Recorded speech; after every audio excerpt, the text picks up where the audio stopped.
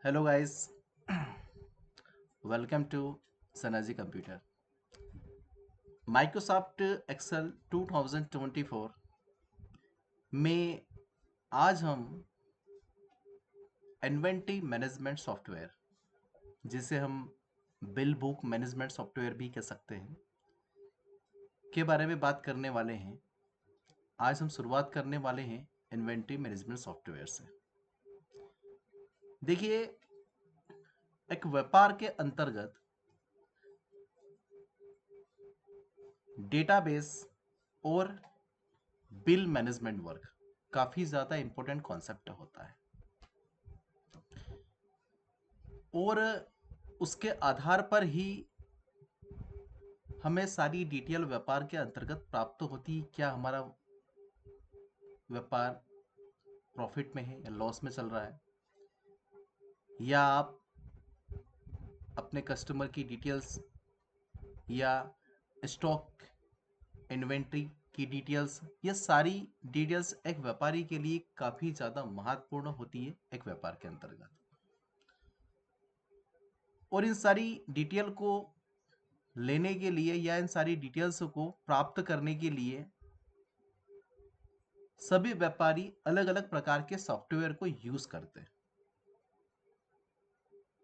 जैसे कि सबसे ज़्यादा पॉपुलर सॉफ्टवेयर यदि कोई है तो हम कहेंगे टेली।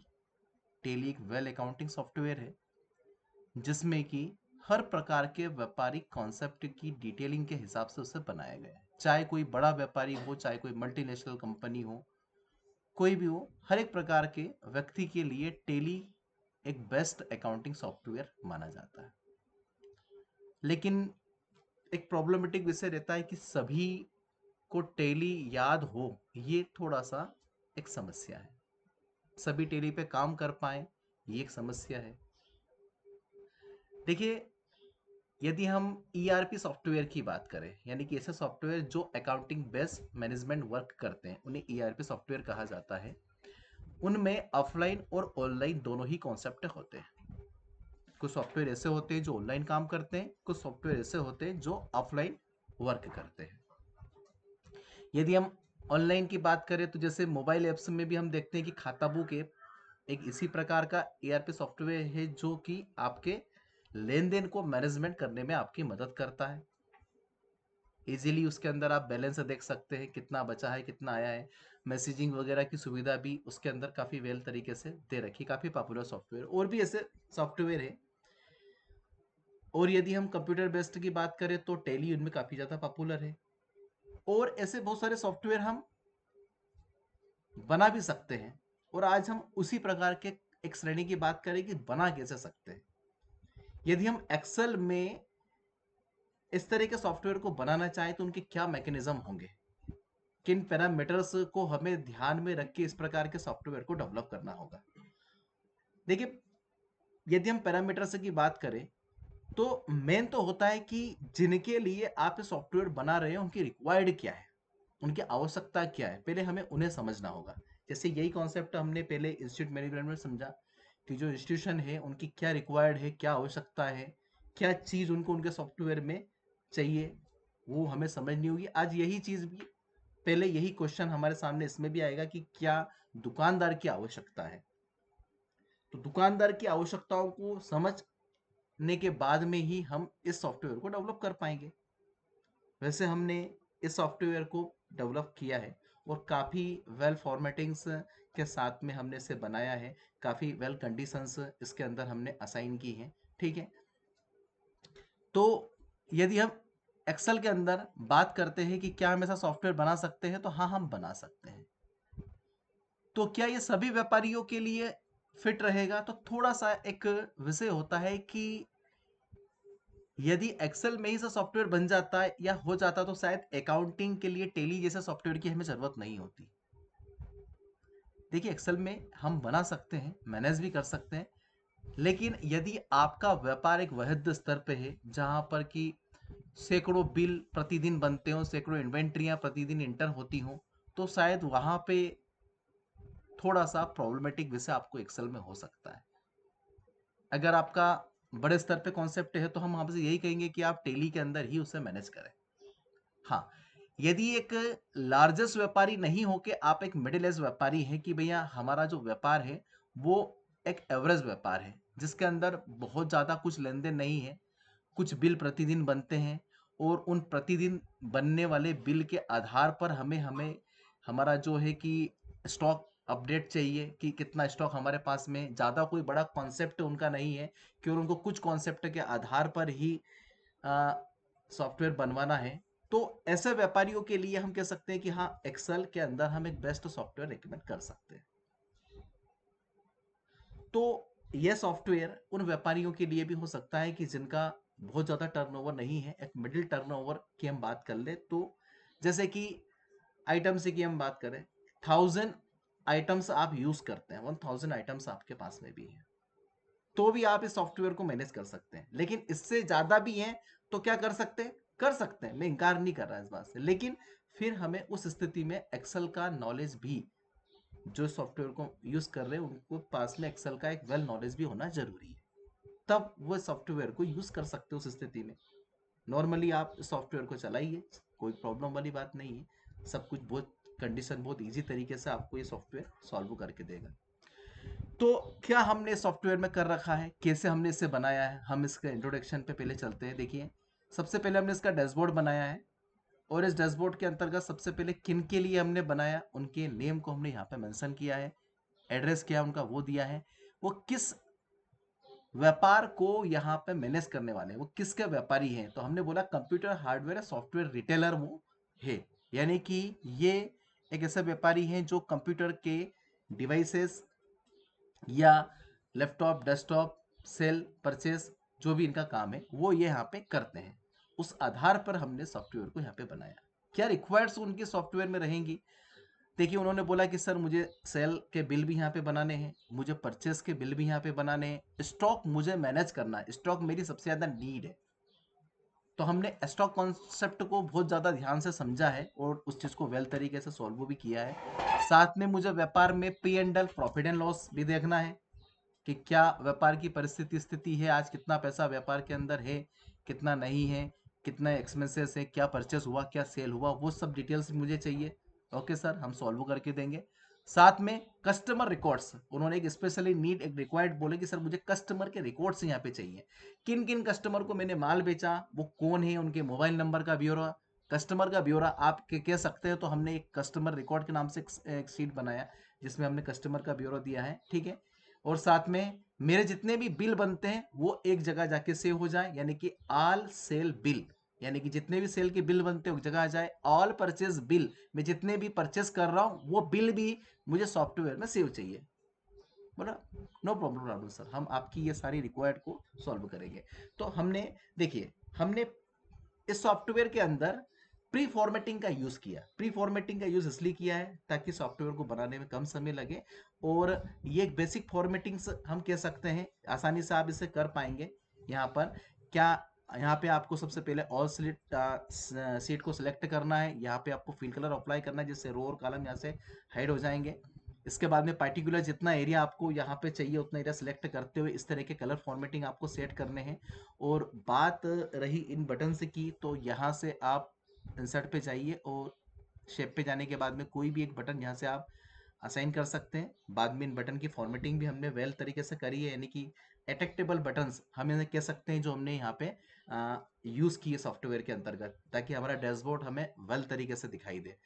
फिर हमें यहाँ पे राइट क्लिक करना है, राइट क्लिक करने के बाद में इन बटन को लिंक करना है इन बनी हुई शीट्स से। कैसे करेंगे? राइट क्लिक करेंगे, लिंक पे जाएं और यहाँ पे प्लेस इन दिस डॉक्यूमेंट पे क्लिक करें। अब इसकी इसकी लिंक जिस भी सीट से आपको जोड़ना है, मान लीजिए स्टॉक से हमें जोड़ना है, तो हम यहाँ पे क्लिक करेंगे स्टॉक के ऊपर एंड देन ओके करेंगे। तो जैसे हम क्लिक करेंगे तो हम सीधा स्टॉक से इसका लिंक यहाँ पे जोड़ पाएंगे। इस तरह से इन सारी बटन्स को हमने पार्टिकुलर सीट से पहले ही लिंक कर दिया है, ठीक है। आप देखेंगे यदि आप स्टॉक पे जाते हैं तो सीधा आप स्टॉक पे जंप कर पाएंगे, ठीक है। यदि आप यहाँ से ऑल परचेज बिल या कस्टमर रिकॉर्ड्स पे जाना चाहते हैं तो सीधा वहीं आप जंप कर पाएंगे, यानी कि प्री फॉर्मेटिंग हम यहाँ पे सॉफ्टवेयर के अंदर यूज कर रहे हैं ताकि हमारा समय यहाँ से बच सके। अगला, हमने यहाँ पे सेल बिल को भी वेल तरीके से डिजाइन किया है। जो भी सेल बिल के अंदर कंडीशंस होनी चाहिए चाहे वो जीएसटी से रिलेटेड हो, चाहे वो अमाउंट से, चाहे वो नेट अमाउंट से है, ठीक है, स्टॉक आइटम्स से हो, ठीक है। हमने यहाँ पे वेल तरीके से यहाँ पे इन सभी चीज़ को पहले ही ऐड कर दिया है। कस्टमर डिटेल्स को हमने वेल तरीके से यहाँ पे ऐड कर दिया है। जो कुछ भी एक बिल के अंतर्गत होने, हमने क्यूआर तक को भी यहाँ पे ऐड कर दिया, ताकि ऑनलाइन पेमेंट सिस्टम से भी अगर हो तो वो बिल में क्यूआर से स्कैन करके भी हमें पे कर सके, ठीक है। कस्टमर रिकॉर्ड को हमने यहाँ पे स्लिप पे लिया है, ठीक है।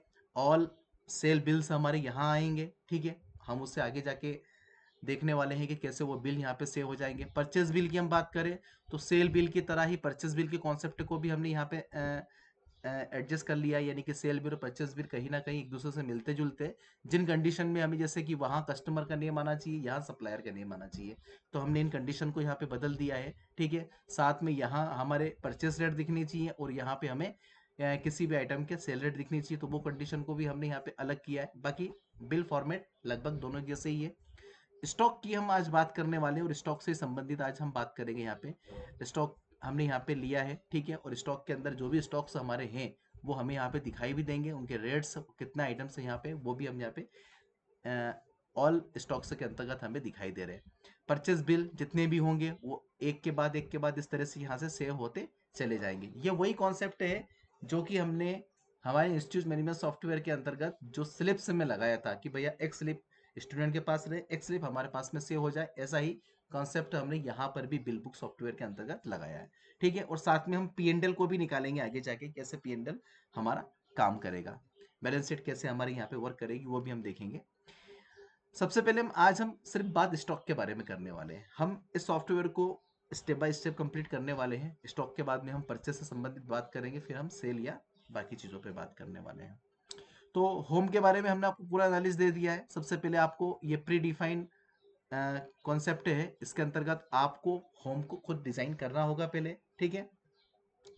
होम के बाद में सीधा स्टॉक पे चलता हूँ। देखिए यहाँ पर स्टॉक की हम बात कर रहे हैं। स्टॉक के अंतर्गत जितने भी आइटम्स यहाँ पर सेल या परचेस किए जाते हैं वो सभी का लिस्ट आपको यहीं पे मिलेगा।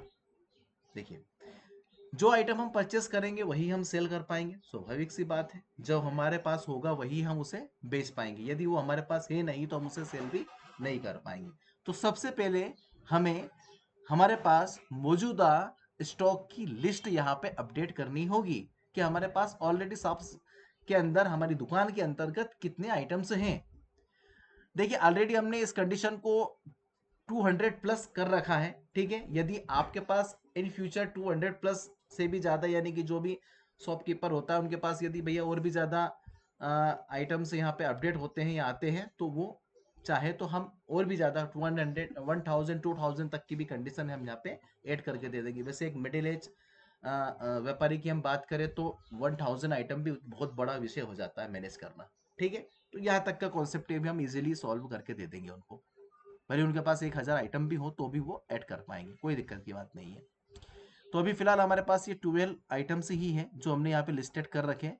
कैसे हम इसको बनाएंगे, यहाँ पे आपको पहले एक सीट ऐड करना है, स्टॉक आइटम उसका एक नेम देना है, यहाँ पर उसकी फॉर्मेटिंग को पहले कर लेना है। ये बेसिक फॉर्मेटिंग है, आप इजीली इनको कर लोगे, नो मोर प्रॉब्लम। जो भी डिटेल्स हमारे पास होनी चाहिए, ठीक है, वो डिटेल्स हम यहाँ पे ऐड करेंगे। जैसे कि यहाँ पे हम देंगे सबसे पहले सीरियल नंबर, सीरियल नंबर के बाद में हम यहाँ पे देंगे आपके जो भी स्टॉक हमारे पास में होते हैं, स्टॉक आइटम, उनके नेम देंगे।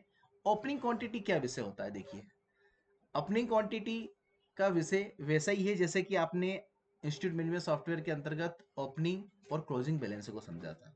यहाँ पर भी उसके अंतर्गत आपको मिलेगा ओपनिंग क्वांटिटी और क्लोजिंग क्वांटिटी, ये दो विषय आपको यहाँ पर भी मिलने वाले हैं, ठीक है। ओपनिंग क्वांटिटी की बात करते हैं। देखिए वो स्टॉक जो आपके पास में पहले से मौजूदा स्थिति में रखे हुए हैं दुकान के अंदर, उन्हें हम कहेंगे कि ये हमारे ओपनिंग क्वांटिटी है। क्या है, जो कि पहले से हमारे पास मौजूदा स्थिति में रखे हुए। जैसे कि सर आपके पास डेस्कटॉप पे कितने हैं, हमारे पास 3 पीस ऑलरेडी सर हमारे शॉप में ऑन रखे हुए हैं, कोई दिक्कत की बात नहीं। हमारे पास कीबोर्ड 10 पीस रखे हुए हैं, ठीक है। माउस की हम बात करें 40 पीस हमारे पास में रखे हुए सर माउस के, ऑलरेडी हमारे पास स्टॉक है ही है। तो यहाँ पे हमें उस स्टॉक को अपडेट करना है, और अपडेट करने का काम या तो जो भी ओनर है वो हमें पूरा लिस्टेड करके दे दे भैया कि सर ये आइटम्स हमारे पास में है और ये स्टॉक उनके अवेलेबल है, तो हम खुद लिस्टेड कर देंगे।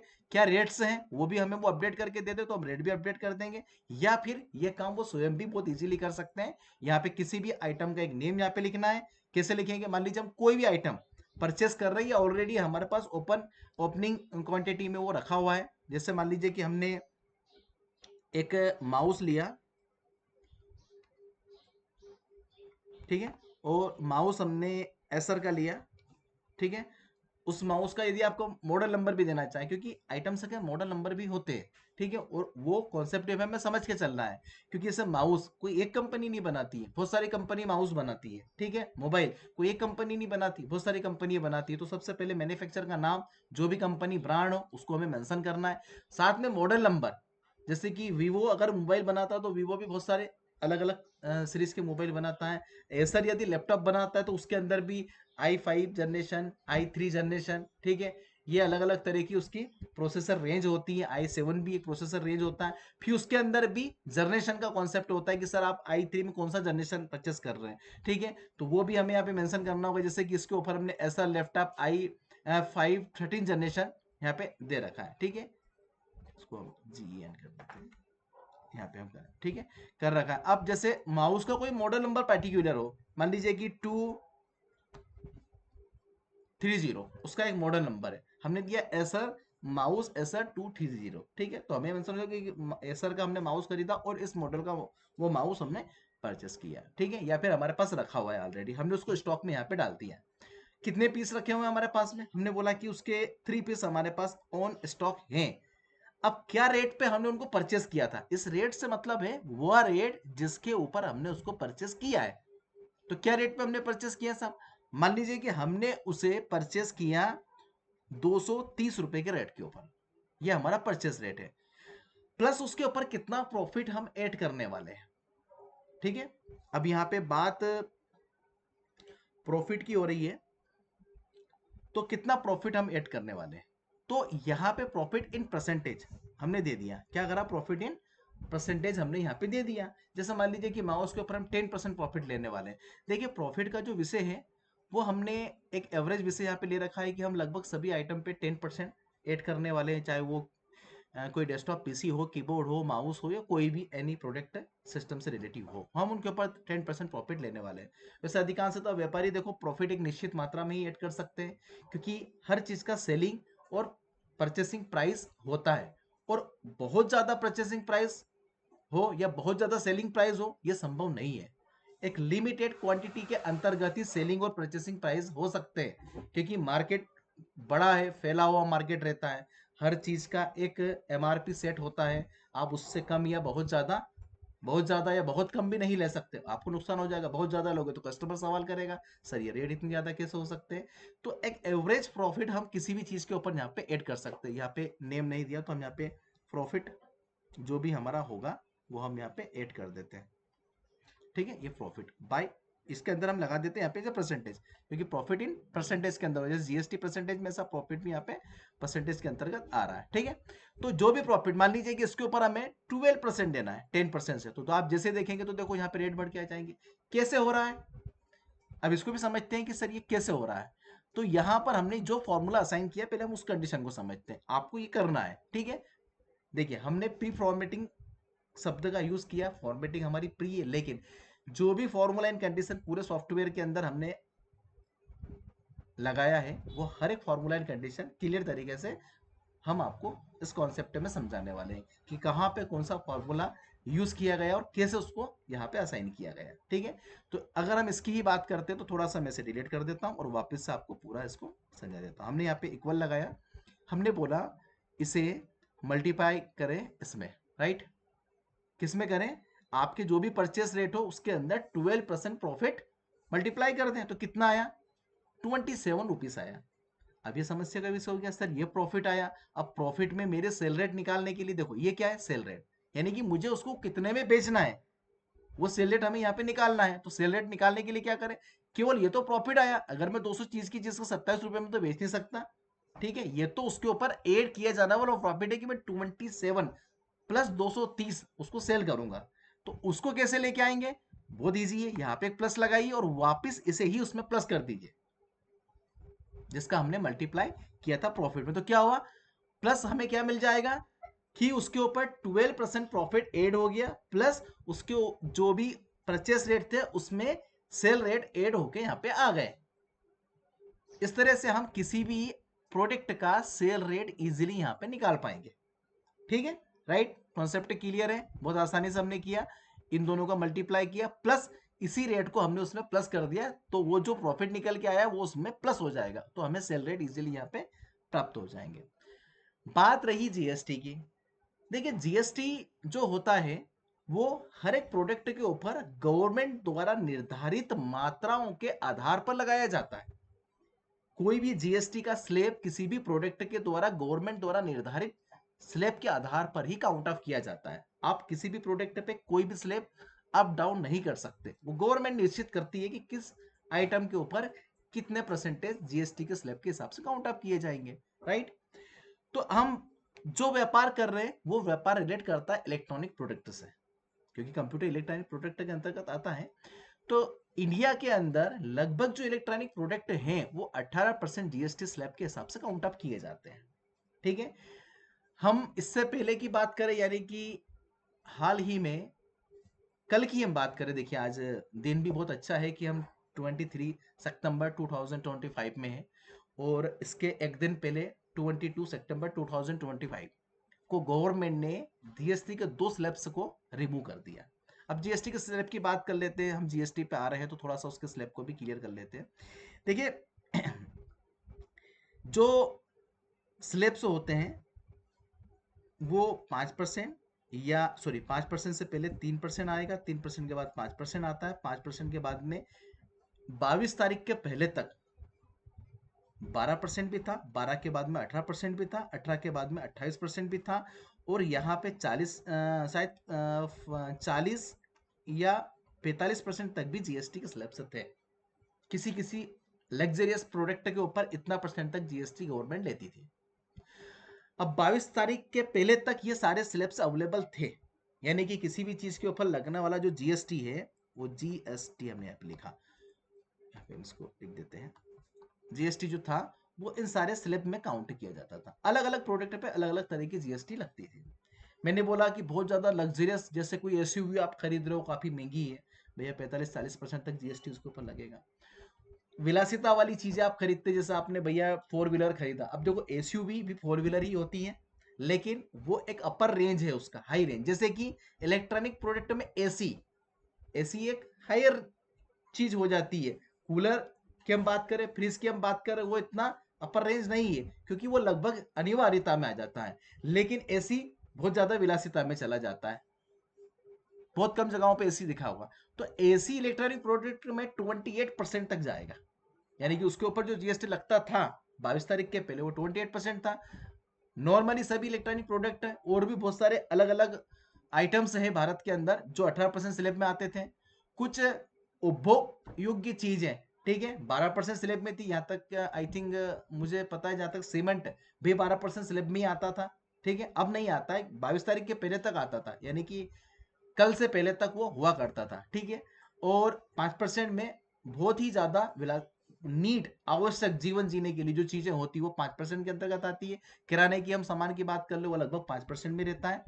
गोल्ड सिल्वर जैसी चीजें जो बहुत ज्यादा एक्सपेंसिव धातुएं हैं उनके ऊपर 3% जीएसटी गवर्नमेंट काउंट अप करती है, राइट। अब गवर्नमेंट ने 12% एंड देन 28% दोनों स्लैब को हटा दिया। अब जो 28% वाली चीजें थी वो जंप करके 18% में चली गई हैं, और जो 12% वाली चीजें थी वो जंप करके सीधा 5% में चली गई हैं। ठीक है, यानी कि एसी पर जहां पे 28% तक जीएसटी था वो अब 18% के हिसाब से काउंट किया जाएगा। सीमेंट या फिर और कोई अलग अलग चीजें होती हैं जिनके ऊपर, जैसे ड्राई फ्रूट की हम बात कर लें, ड्राई फ्रूट इसके पहले तक 12% स्लैब में आते थे, जबकि वो भी मर्चेंट किराने से संबंधित एक आइटम से, लेकिन वो 12% स्लैब में था, वो अब जंप करके 5% में सीधा चला गया, यानी कि ड्राई फ्रूट के ऊपर भी जीएसटी घटी है। यानी कि जो आप काजू किशमिश वगैरह खरीदते हैं जो भी ड्राई फ्रूट्स है उनके रेट में अब कमी आएगी, घटेंगे उनके रेट्स अब। तो 5% सीधा स्लैब के अंदर वो चले जाते हैं, ठीक है। तो अब ये कुल इतने स्लैब, और यहाँ तक कि जहां पे हम लग्जरियस कार की बात कर रहे थे तो उसके ऊपर भी 45% जीएसटी स्लैब खत्म करके 40% कर दिया गया, वहां पर भी ये स्लैब हटाया गया है।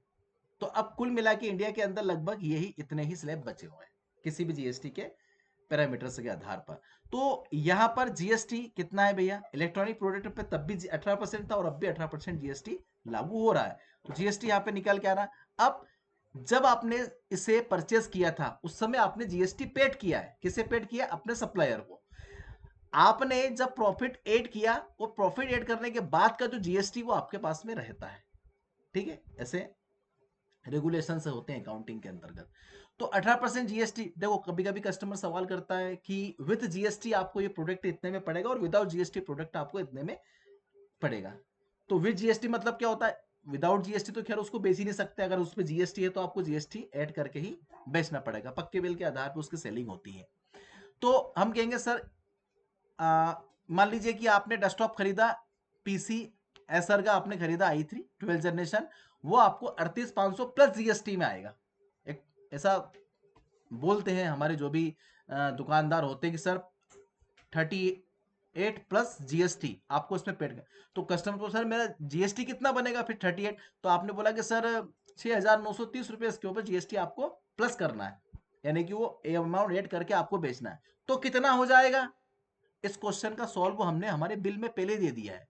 यदि आप किसी भी, उदाहरण के लिए ये अमाउंट है हमारा, इसको हम डेस्कटॉप पीसी मान लेते हैं, 59,620 रुपए के हमने 2 पीसी खरीदे, उनके ऊपर टोटल जीएसटी ये है, और टोटल जीएसटी के साथ में सर 70,351 रुपए आपको टोटल पेड करने हैं। हमने हमारे बिल में ये चीज ऑलरेडी सेट कर रखा है, ताकि कस्टमर ऐसा क्वेश्चन भी करे sir with GST, without GST, GST कितना है, जीएसटी के बिना कितना है।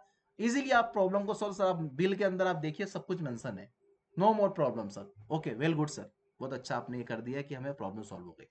मेन कॉन्सेप्ट जो हमारा है वो है स्टॉक से रिलेटिव। देखिए स्टॉक हमारा पूरा अपडेट होना चाहिए, और स्टॉक के लिए ही कुछ व्यक्ति एक्सेल जैसे सॉफ्टवेयर, एक्सेल जैसे प्रोग्राम के अंदर से सॉफ्टवेयर बनवाते हैं, कुछ को सिर्फ स्टॉक मैनेज करना ही रहता है एक्सेल के अंदर।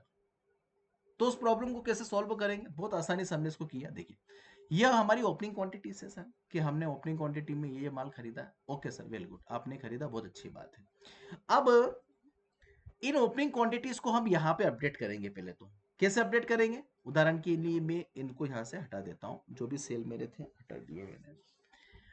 इक्वल साइन करेंगे, जो भी हमारी ओपनिंग क्वांटिटी, देखो स्टॉक में सबसे पहले क्वांटिटी कौन सी जुड़ेगी, जो हमारी दुकान में ऑलरेडी पहले से मौजूदा स्थिति में रखी हुई है। बोले सर ओके, ये आ गया, वेल गुड सर। फिर क्या करेंगे, आप इसे इंक्रीज कर दीजिए। देखिए आपके जो भी यहाँ पे, जैसे मान लीजिए कि लैपटॉप एसर i5 13 जनरेशन हमारे पास एक भी नहीं है, जीरो क्वांटिटी है, तो यहाँ पे जीरो आया, राइट। उसकी क्वांटिटी नहीं है तो वो जीरो वहां पे मेंशन हो रहा है, ठीक है। तो ये तो हो गई हमारे वर्तमान मौजूदा ओपनिंग क्वांटिटी बैलेंस।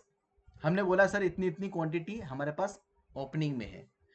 अब यदि हम किसी आइटम को परचेस करें तो वो हमारे मौजूदा स्टॉक में प्लस होनी चाहिए, और यदि हम किसी आइटम को बेचें तो वो हमारे मौजूदा स्टॉक में से कम होके आना चाहिए। ये कॉन्सेप्ट यहाँ पे क्लियर होना चाहिए। यदि हम परचेस करेंगे, खरीदेंगे, तो वो हमारे स्टॉक में जुड़ना चाहिए। यदि स्टॉक में से हमने किसी चीज को बेच दिया तो वो यहाँ पर माइनस भी होना चाहिए। तो हमने यहाँ पे दो कॉलम और ऐड कर रखे हैं, एक कॉलम है हमारा परचेस आइटम का, दूसरा है यहाँ पे सेल आइटम का। सेल आइटम मतलब हमने इन प्रोडक्ट की इतनी इतनी क्वांटिटियों को परचेस किया, हमने इन प्रोडक्ट की इतनी इतनी क्वांटिटियों को यहां से बेच दिया, तो वो चीज यहां पे हमारे पास में स्टॉक के अंदर आ जाएगी। कैसे लाना है, देखिए इसके बारे में हम हमारे नेक्स्ट क्लासेस में बात करेंगे कि ये कैसे हम सॉल्व करें। अभी हमने डायरेक्ट कंडीशन को असाइन कर रखा है, आप उसे समझ लीजिए, या फिर मैं एक परचेस का बिल यहाँ पे बना लेता हूँ। मान लीजिए मैं इन दोनों को यहाँ से हटा रहा हूँ। अभी आप देखिए कि यहाँ पे स्टॉक के अंदर आई थिंक ये लैपटॉप नहीं है, लैपटॉप है ना एसर का, तो हम क्या करते हैं कि लैपटॉप एसर परचेस कर लेते हैं। हम यहाँ पे देखें, जैसे एल लिखेंगे तो यहाँ पे लैपटॉप एसर आई थिंक आ जाएगा, उनके जो भी रेट्स हमने दे रखे हैं वो भी ऐड रहेंगे। कितनी क्वांटिटी हमें परचेस करना है, हमने बोला सिर्फ आप एक क्वांटिटी परचेस कर दीजिए। बोले सर ओके, एक क्वांटिटी परचेस करेंगे, क्या करेंगे, देखो यहाँ पे ऑलरेडी मैक्रो वगैरह असाइन है सब, सीधा मैंने क्लिक किया, ठीक है। तो यहाँ पे आप आ जाइए, एक क्वांटिटी देखो आ चुका है, परचेस आइटम के अंदर एक क्वांटिटी अपडेट हो चुका है। कैसे हुआ है? क्योंकि परचेस बिल हमारे जनरेट हो रहे हैं और इन परचेस बिल के आधार पर उसका जो भी क्वांटिटी था, जैसे हमने परचेस किया, किससे परचेस किया, कंप्यूटर हाउस से परचेस किया, किस डेट पे किया, वो सब कुछ डिटेल्स यहाँ पे ऑलरेडी हमें शो हो रही है। कितना जीएसटी वगैरह लगा वो कुछ भी यहाँ पे ऑलरेडी आ चुका है सब कुछ। ठीक है, अब देखो जो उनके परचेस रेट थे, उस परचेस रेट के आधार पर ही हमने परचेस किया है। ठीक है, आप देख सकते हो यहाँ पे आ जाइए, परचेस रेट के आधार पर ही परचेस हुआ है। तो यहाँ पे हमने जो भी हमारा परचेस रेट था उसके आधार पर परचेस बिल हमने बनाया और ये क्वांटिटी अपडेट होकर सीधे हमारे स्टॉक आइटम में आ चुकी है। राइट, अब इस क्वांटिटी को यहां कैसे लेके आए? देखो ये यहाँ पे जीरो है, क्यों? क्योंकि अभी ये प्रेजेंट में सिर्फ हमें ओपनिंग स्टॉक की ही क्वांटिटी दिखा रहा है। सेल या परचेस कुछ भी हुआ वो कुछ भी माइनस प्लस नहीं हो रहा है। उसके लिए हमें यहाँ पे कंडीशन देनी होगी। सबसे पहले क्या करें, जो हमने ओपनिंग क्वांटिटी दे रखी है इसके अंदर यहाँ पे करें प्लस। किससे प्लस करें? इन क्वांटिटीज को प्लस करें, अंदर इंटर करें। फिर हम जैसे यहाँ पे देखो अभी 10 प्रोडक्ट है, 10 इधर दे रखे हैं, जैसे हम इसे अपडेट करेंगे तो क्या हो जाएंगे? 10 + 10 20। राइट, और जो एक यहाँ पे था वो एक यहाँ पे आ चुका है। राइट, आ चुका है सर, यहाँ पे आपके पास में ये आ चुका है। आपने देखा कि जो भी हमने एक परचेस, जो भी हमने एक स्टॉक लिया था वो यहाँ पे अपडेट हो चुका है। Okay sir, well good. तो ये हो गया। अब नेक्स्ट कंडीशन क्या है कि यदि हम सेल करें तो माइनस हो जाए। मान लीजिए कि अभी हमने सेल का कंडीशन यहाँ पे नहीं लगाया क्योंकि अभी हमने ऑल सेल बिल जनरेट नहीं किए, हम आगे जाके इन्हें करने वाले हैं। अभी हम नॉर्मली इस कंडीशन को समझ लेते हैं। मान लीजिए कि इसमें से 5 आइटम मैंने सेल कर दिए। किसमें से? ये जो माउस है, सॉरी कीबोर्ड है, इन कीबोर्ड के अंदर से 5 कीबोर्ड मैंने सेल कर दिए। तो जैसे मैं इन 5 कीबोर्ड को सेल करूं तो उस 20 में से माइनस होना चाहिए ताकि मुझे प्रेजेंट स्टॉक वैल्यू यहाँ पे नजर आ जाए। ये कैसे होगा? हो जाएगा सर, वेल गुड।